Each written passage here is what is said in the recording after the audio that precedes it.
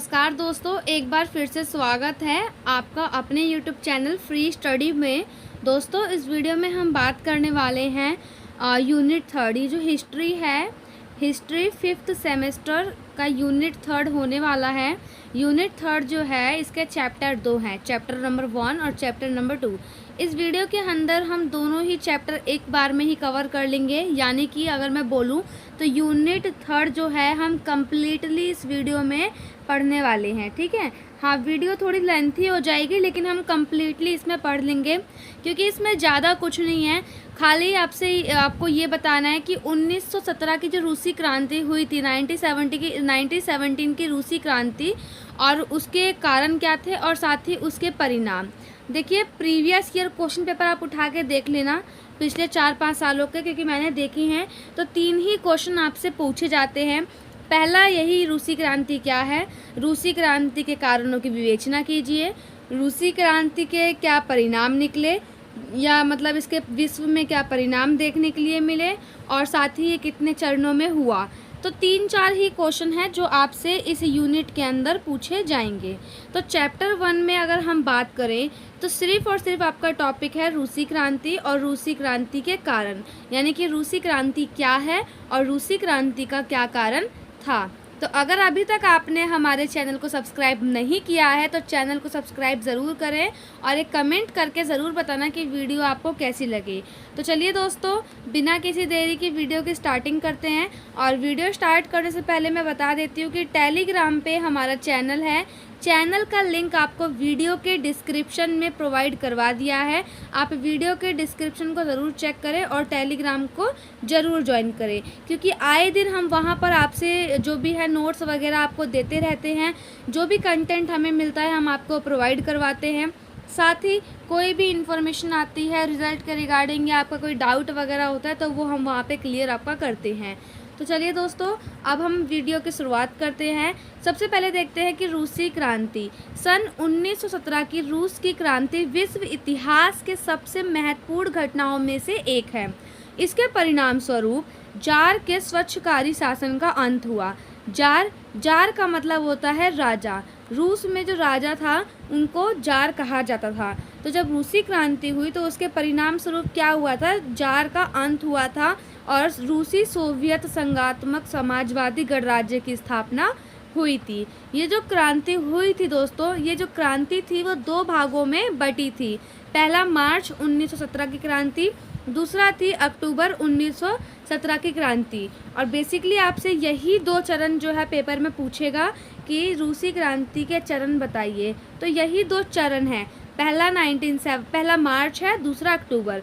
तो देखिए, जो पहली क्रांति हुई थी यानी कि मार्च की क्रांति, कभी कभार आपसे क्वेश्चन ज़रूरी नहीं कि रूसी क्रांति ही लिखे, वो मार्च की क्रांति भी लिख सकता है, अक्टूबर की क्रांति भी लिख सकता है, बोल्शेविक की क्रांति भी लिख सकता है और रूसी क्रांति भी लिख सकता है। तो चारों ही क्रांति यानी कि ये इसी क्रांति का नाम है। तो चारों ही एक ही का नाम है। ठीक है, जैसे कि आप हो, आपका भी कोई निकनेम होगा, आपके फ्रेंड आपको किसी और नाम से पुकारते होंगे, घर वाले किसी और नाम से, आपका नाम कुछ और होगा, है ना। तो इसी टाइप से इस क्रांति के 3 या 4 नाम थे। तो सबसे पहले देखो, जो मार्च की जो क्रांति हुई थी उसके फलस्वरूप सम्राट को पद के लिए विवश होना पड़ा, यानी पद के त्याग के लिए उसने अपने पद को त्याग दिया और वहाँ पर एक अस्थायी सरकार बनी। अस्थायी का मतलब होता है अनस्टेबल, यानी कि जो अभी स्टेबल नहीं थे, सिर्फ अस्थायी सरकार बनी थी। उसके बाद जो दोबारा क्रांति हुई थी, अक्टूबर की क्रांति, उसके फलस्वरूप अस्थायी सरकार को हटाकर बोल्शेविक सरकार की स्थापना की गई थी। रूसी क्रांति ने केवल निरंकुश एकतंत्री जारशाही शासन का ही अंत नहीं किया, बल्कि कुलीन वर्ग जो थे, जमींदार थे, सामंत वर्ग थे। आपको पता होगा, जमींदार तो आपको पता है, आपने पढ़ रखा है। कुलीन वर्ग भी पता है। कुलीन वर्ग अगर आप इस टाइम पर अगर देखो तो जैसे मिनिस्टर वगैरह होते हैं ना, तो उस टाइम पर ऐसे जो लोग होते थे, जो अमीर लोग, जो शासन चलाते थे राजा के साथ, तो उनको कुलीन वर्ग कहा जाता था। और सामंत वर्ग, पूंजीपति जो इन्वेस्टर वगैरह होते हैं जिनके पास बहुत ज़्यादा पैसा होता है, इन्हीं सब की सरकार थी। तो जो रूसी क्रांति थी, रूसी क्रांति ने केवल जारशाही शासन का ही अंत नहीं किया था, बल्कि उसके साथ साथ कुलीन वर्ग का अंत किया, जमींदार का अंत किया, सामंत वर्ग का अंत किया और पूंजीपतियों का भी अंत किया। और वहाँ पर एक आर्थिक और सामाजिक सत्ता को समाप्त किया तथा विश्व में मजदूर और किसानों वाली सरकार की स्थापना की। यानी कि ये एक ऐसी पहली सरकार थी, एक ऐसी सरकार जो कि मजदूरों और किसानों द्वारा बनाई गई थी। तो रूस में पहली बार इस सरकार की स्थापना की गई थी, ठीक है। और ये जो सरकार की स्थापना थी ना, ये एक टाइप की एक विचारधारा थी, जो विचारधारा मार्क्स ने पहले ही दी थी। आपको पता होगा समाजवाद, अगर आपने नहीं पढ़ा है तो अभी मैं आगे आपको बताऊंगी कि समाजवाद क्या है। तो ये जो आपने देखा है यहाँ पर मज़दूरों और किसानों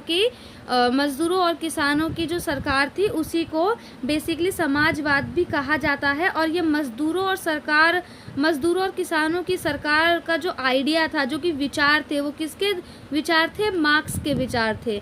मार्क्स द्वारा प्रतिपादित वैज्ञानिक समाजवाद की विचारधारा को मूर्त रूप पहली बार रूसी क्रांति ने ही प्रदान किया। इस क्रांति ने समाजवादी व्यवस्था को स्थापित करा और स्वयं को इस व्यवस्था का जनक के रूप में स्थापित किया। यानी कि आपसे पेपर में, जैसे अभी तो नहीं पूछेगा वन वर्ड, लेकिन अगर एसएससी वगैरह है, यूपीएससी या किसी भी कॉम्पिटिटिव एग्ज़ाम की आप तैयारी करते हो, तो आपसे ये पूछता भी है कि ये जो मज़दूर और किसानों वाली सरकार थी, इसके जनक कौन था? तो इसका जनक कौन था? इसका जनक रूस था। यानी कि रूस में ये क्रांति हुई और क्रांति के बाद समाजवादी व्यवस्था वाली सरकार आई और रूस को ही उसका जनक कहा जाता है, क्योंकि रूस में ही पहली बार उस सरकार की स्थापना हुई थी। यह विचारधारा 1917 के पश्चात, यानी कि 1917 के बाद इतनी शक्तिशाली हो गई थी कि 1950 तक लगभग आधा विश्व इसके अंतर्गत आ चुका था। यानी कि इस विचारधारा को माना था, ठीक है। अब हम यहाँ पे देखते हैं एक मेन शख्स जिनका नाम था व्लादिमीर लेनिन। व्लादिमीर लेनिन जो है, उनको लेनिन के नाम से भी जाना जाता था। और ये कौन थे? ये एक रूसी साम्यवादी क्रांतिकारी, राजनीतिक तथा राजनीतिक सिद्धांत वाले थे, ठीक है। लेनिन जो थे ना, लेनिन फेमस कैसे हुए? क्योंकि इनको ना बोल्शेविक की जो लड़ाई हुई थी, यानी कि ये जो रूसी क्रांति थी, रूसी क्रांति में इनको मतलब हेड बनाया गया था लेनिन को। तो वहीं से इनको जो है ये सामने आए थे, लोगों के सामने उभर कर आए थे। वह 1917 से 1924 तक सोवियत रूस के गवर्नमेंट रहे हैं, यानी कि हेड रहे हैं। किसके? सोवियत रूस हेड ऑफ गवर्नमेंट रहे हैं। और 1922 से लेकर 1924 तक सोवियत संघ के हेड ऑफ गवर्नमेंट रहे हैं। आपको पता होगा सोवियत संघ, जिसको हम यूएसएसआर के नाम से जानते हैं, ठीक है। तो एक था सोवियत संघ और उसी के अंदर सोवियत रूस भी था। तो सोवियत रूस और सोवियत संघ के हेड ऑफ गवर्नमेंट रहे हैं ये। अब हम ये जानते हैं, अब हम ये मतलब जैसे हमने ये पढ़ा कि रूसी क्रांति क्या थी, तो जो भी मैंने अभी आपको बताया है, अगर आपके पेपर में क्वेश्चन आता है तो आप उसको भूमिका के रूप में यूज़ कर सकते हो, जो कि मैंने अभी आपको बताया है। अब हम ये समझते हैं कि जो ये क्रांति हुई थी, इसका ऐतिहासिक बैकग्राउंड क्या है, यानी कि हिस्टोरिकल बैकग्राउंड इसका क्या है। तो सबसे पहले देखो, मैंने यहाँ पर आपको पॉइंट में लिखा है, श्रमिक और किसान जो थे, उनकी जो स्थिति थी वो बहुत ज़्यादा दयनीय थी, ठीक है। बहुत ज़्यादा गरीब थे, उनके पास खाने के लिए नहीं था, रहने के लिए नहीं था, मकान वगैरह, तो वो बहुत ज़्यादा गरीब थे और साथ ही उनका शोषण भी हो रहा था। तो वो क्या करते हैं, 22 फरवरी को जार द्वितीय के पास जाते हैं। जार द्वितीय जो कि राजा होता है, कहाँ का? रूस का। वहाँ पे जाते हैं और राजा क्या करता है, उनकी बात को सुने बिना ही सैनिकों को कहता है कि इन पर गोली चला दो। तो वो क्या करते हैं, सैनिक उस पर गोली चलाते हैं और काफ़ी ज़्यादा श्रमिकों की और किसानों की हत्या कर देते हैं। और उस दिन 22 फरवरी 1905 का जो दिन था, वो रविवार का दिन था और वहाँ पर बहुत सारे श्रमिकों की और किसानों की हत्या की गई थी। इसीलिए इसको खूनी रविवार के नाम से भी जाना जाता है। तो ये तो है 1905 1905 की बात। लेकिन बाद में क्रांति और बढ़ गई, क्योंकि जाहिर सी बात है अगर आप किसी की बात नहीं सुनोगे भाई तो वो चुप थोड़ी बैठेगा। आपने उसे मारा, चलो कोई बात नहीं, अब सारे किसान एक साथ हो गए, सारे किसान एक साथ हुए, क्रांति और बढ़ गई। अब राजा के पास तो एक ही ऑप्शन है, या तो वो वहाँ से हटे या जो भी इनके मांग वगैरह जो भी है उनको पूरा करें, जैसे कि आपको पता है ना। तो बाद में क्या हुआ, क्रांति और बढ़ गई, राजा ने किसानों की मांग को मान लिया। फिर उसके बाद किसानों ने वोट का अधिकार मांगा। फिर पहली बार रसिया में पार्लियामेंट की स्थापना हुई, यानी कि संसद की स्थापना हुई, जिसको ड्यूमा के नाम से जाना जाता है, यानी कि जिसको ड्यूमा भी कहा जाता है। ठीक है, अब यहाँ पर बेसिकली हमने हिस्टोरिकल बैकग्राउंड देखा, बट वहाँ पर क्या हुआ था मैं आपको बताती हूँ। 1905 में ना लड़ाई जापान की भी हुई थी, जापान की और रूस की, जिसमें रूस जो है ना हार गया था, और रूस की अर्थव्यवस्था इतनी कमज़ोर हो गई थी, मतलब वहाँ पर लोगों के पास जो खाने के लिए नहीं था, और मतलब ये कह सकते कि किसानों का और श्रमिकों का बहुत ज़्यादा शोषण वहाँ पर हो रहा था। तो लेकिन जब मान लो जैसे मैं आपको यहाँ पे मैंने आपको बताया था कि क्रांति और बढ़ गई थी और किसानों की मांगों को मान लिया था, लेकिन किसानों की मांगों को ना पूरी तरह नहीं माना था। कुछ पैसे दे दिए थे, कुछ मकान दिए, कुछ ज़मीन दी, बट फिर भी कुछ जो ज़मींदार, कुछ भी जो किसान थे, जो श्रमिक थे, वो फिर भी उस टाइम पर उनका जो शोषण वगैरह हो ही रहा था। तो पूरी तरीके से वहाँ पर क्रांति समाप्त नहीं हुई थी। ठीक है, अब हम यहाँ पे समझते हैं मेन टॉपिक जो कि आपके पेपर में आता है, और क्वेश्चन आपसे डायरेक्टली पूछेगा कि रूसी क्रांति या बोल्शेविक क्रांति जो हुई थी उसका कारण क्या था, या जो अक्टूबर की क्रांति हुई थी उसका कारण क्या था। तो देखो, सबसे पहला कारण ये था कि निरंकुश राजतंत्र एवं स्वेच्छाचारी शासक रूस में, यानी कि देखो इसका मतलब मैं आपको हेडिंग से समझाती हूँ। जो रूस में जो राजा था उसको हम जार कहते थे। क्या कहते थे? जार कहते थे। अब जब जार ही ऐसा था, निरंकुश था, उसको अपनी प्रजा से मतलब ही नहीं है, तो वहाँ पे जो भी कुलीन वर्ग था, सामंत वर्ग था, वो सभी मिलकर क्या करते थे, जो निचले कास्ट के लोग थे, निचले कास्ट नहीं, निचला वर्ग, जो कि जमींदार, निचला कास्ट नहीं है, निचला वर्ग, ठीक है, यानी कि जो गरीब लोग हैं उनका बहुत ज़्यादा शोषण करते थे, उनसे टैक्स वसूलते थे, उनके पास खाने के लिए नहीं होता था, उनको उनसे कोई मतलब नहीं होता था। तो यानी कि जब आप ये सोचो कि जब राजा ही वहाँ का ऐसा है तो प्रजा तो होगी, तो वहाँ पे जो कुलीन था, जो भी वर्ग थे, उन सभी ने क्या करा, शोषण किया। तो बेसिकली यहाँ पर श्रमिकों और जो मज़दूर थे उसके शोषण के विरुद्ध ही, शोषण के लिए ही ये जो है क्रांति हुई थी। तो जहाँ पे भी आप देखोगे बेसिकली शोषण की बात ही देखोगे। ठीक है, उसके बाद सेकंड देखो, सामाजिक आर्थिक विषमता। इसमें क्या था कि जो बड़े बड़े लोग थे, अमीर वर्ग थे, या जो सामंत थे, पादरी थे, इनको ना कुछ अधिकार मिले हुए थे, और किसानों को और मज़दूरों को अधिकार नहीं मिले थे, वो अधिकारहीन थे, यानी कि उनको कोई भी अधिकार नहीं मिले थे, यानी कि इन दोनों के बीच में समानता नहीं थी। अब जब इक्वालिटी नहीं होगी देश के लोगों के बीच में, तो जाहिर सी बात है वहाँ पे हिंसा छिड़ेगी ही, हिंसा होगी ही होगी। तो वहाँ पर भी ऐसा ही कुछ था। जो अमीर वर्ग के लोग थे, जो सामंत थे, कुलीन थे, पादरी थे, उनके पास बहुत ज़्यादा विशेष अधिकार थे, लेकिन जो छोटे कास्ट के लोग थे, लेकिन जो छोटे लोग थे, निम्न स्तर के लोग, जैसे किसान, मजदूर, श्रमिक वगैरह, तो इनके पास कोई भी अधिकार वगैरह नहीं थे। अब देखो, तीसरा कारण ये था कि किसानों की दयनीय स्थिति। जैसे कि मैंने आपको पहले ही बताया कि वहाँ पर किसानों के साथ शोषण हुआ करता था।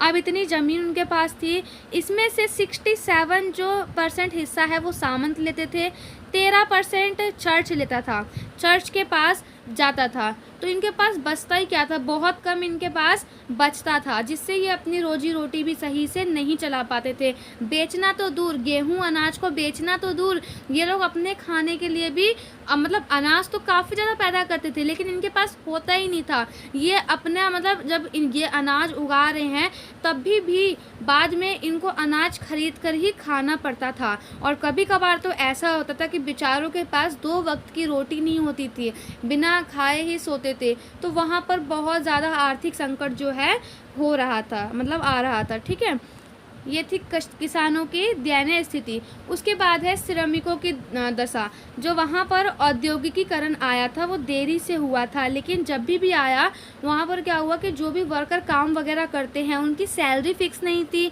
उनके काम के घंटे निर्धारित नहीं थे, जिसकी वजह से उनको जो है उनका शोषण हो रहा था पूंजीपतियों के द्वारा।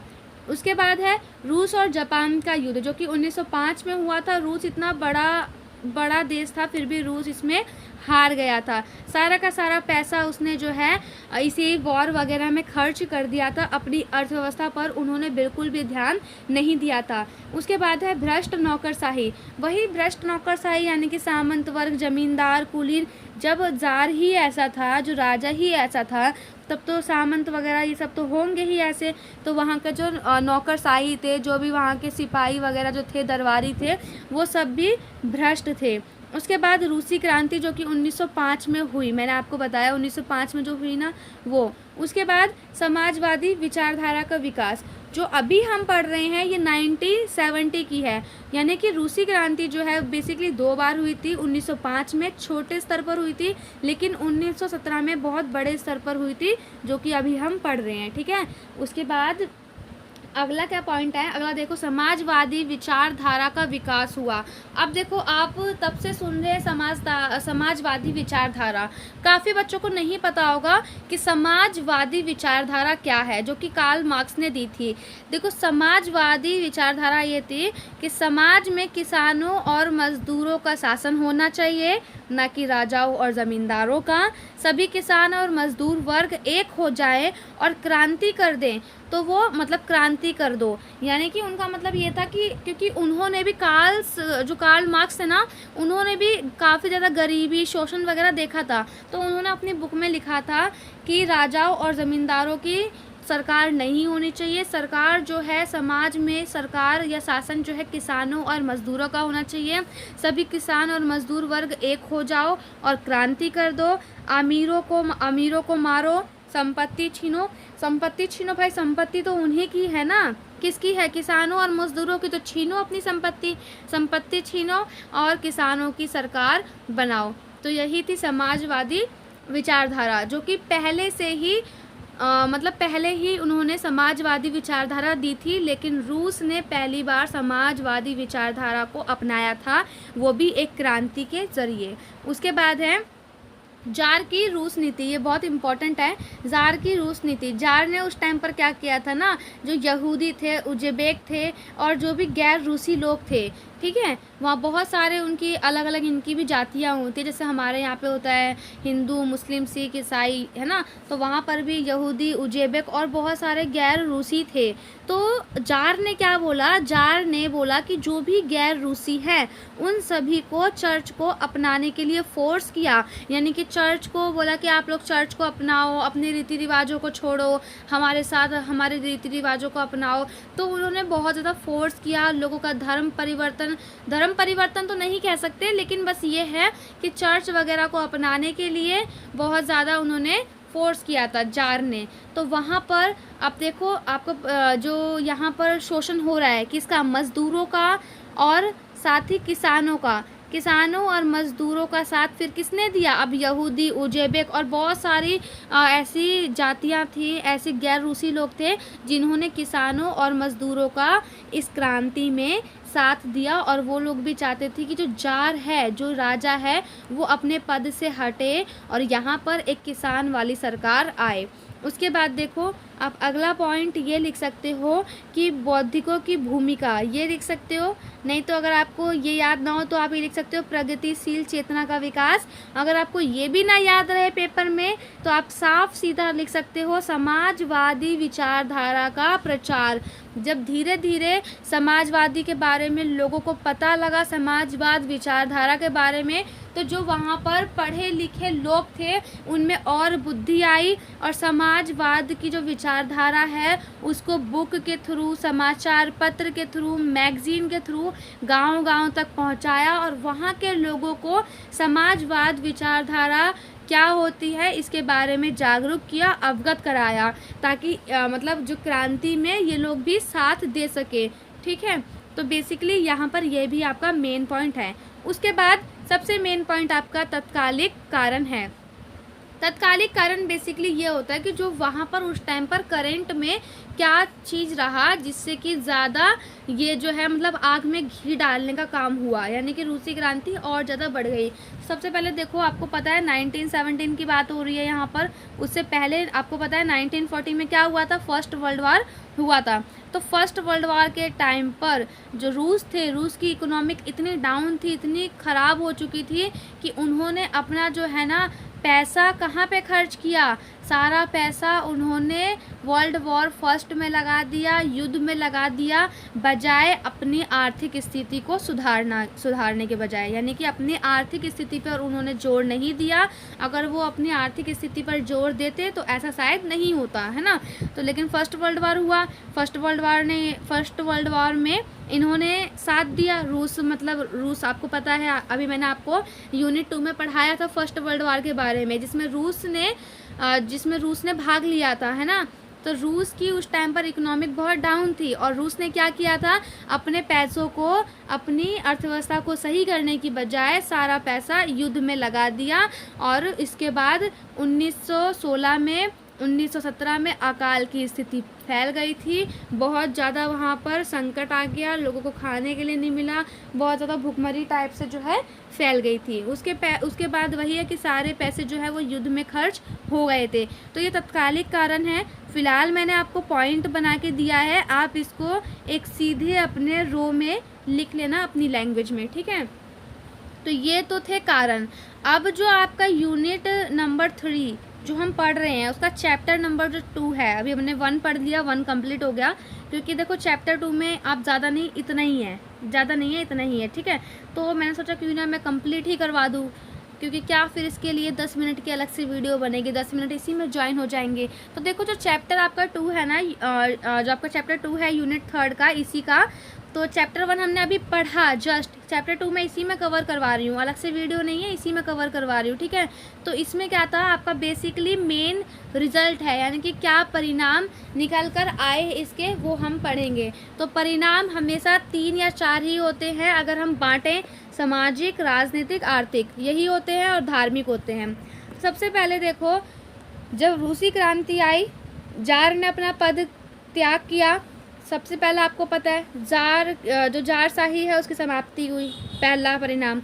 दूसरा, अनेक राजवंश का अंत हुआ, जो भी वहाँ पे राजवंश थे उन सभी का अंत हुआ। इसका देखा देखी जो दूसरे देशों में भी ऐसा हो रहा था ना, फ्रांस वगैरह में, वहाँ पे भी अंत हुआ। महिलाओं की स्थिति में परिवर्तन आया, ये आप बाद में लिखना, खैर महिलाओं वाला बाद लास्ट में लिखना।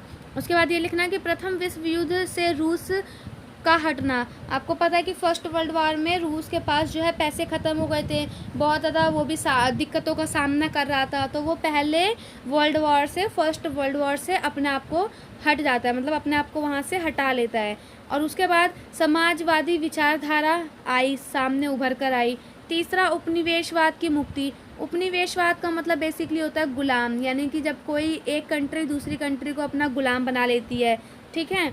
उसके बाद है विश्व का दो वैचारिक गुटों में बंटना। 2 विचार हो गए थे। 2 विचार कौन कौन से, एक समाजवादी, दूसरी पूंजीवादी, ठीक है। 2 वैचारिक गुट में समाज बट गया था। यूएसएसआर यानी कि विश्व, यूएसएसआर और यूएसए में।